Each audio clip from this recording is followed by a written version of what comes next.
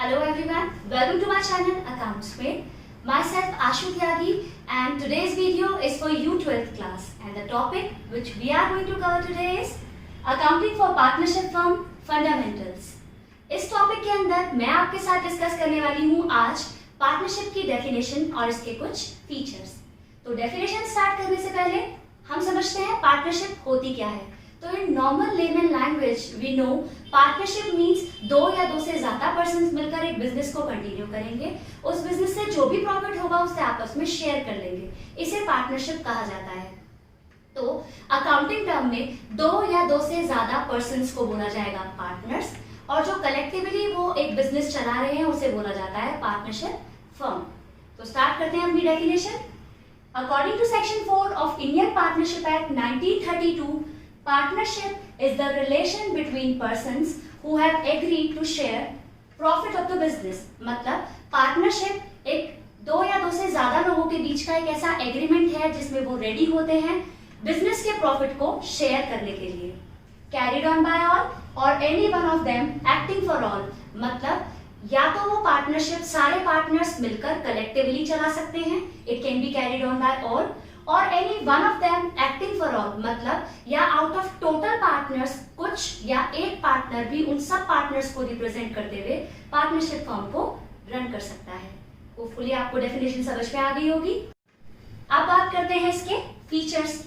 तो पहला फीचर है टू और मोर पर्संस। पार्टनरशिप में दो या दो से ज्यादा पार्टनर्स मिलकर पार्टनरशिप फर्म को कंटिन्यू करते हैं। तो यहाँ एक बात तो क्लियर हो जाती है कि कम से कम कितने पार्टनर होने चाहिए पार्टनरशिप फर्म में?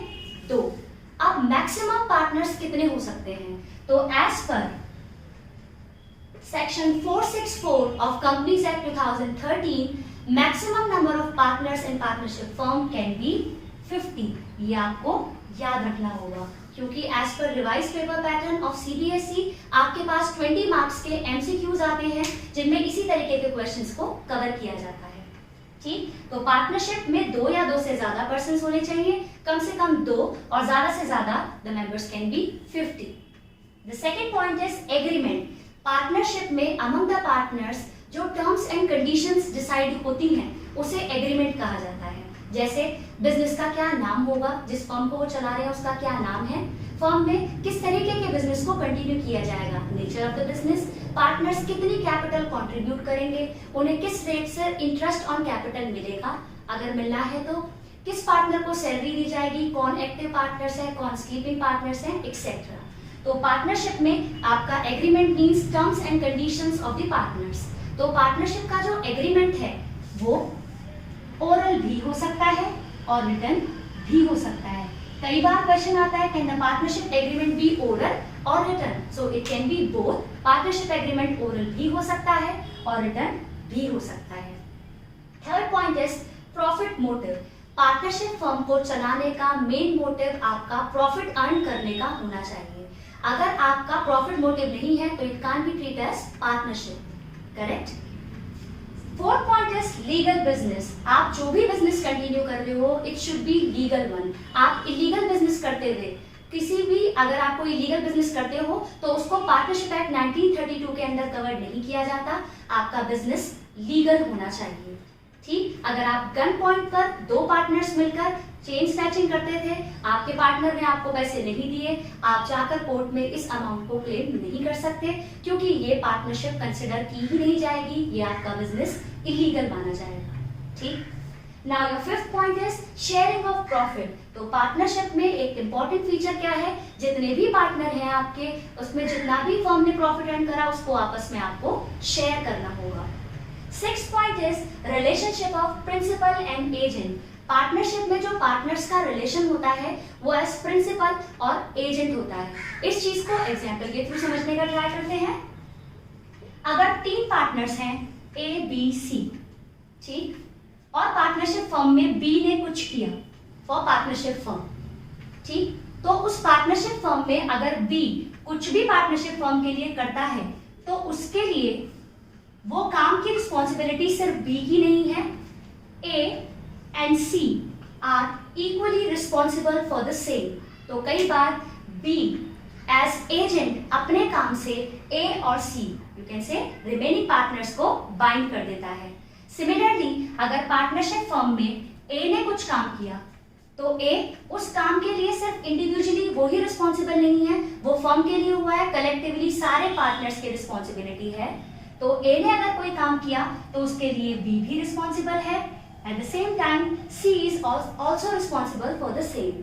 तो अगर बी का ही एग्जाम्पल बी को देखें यहाँ, तो बी एज एजेंट अपने वर्क से दूसरे पार्टनर्स को बाइंड कर देता है। Similarly B as principal bind हो जाता है from the work done by A.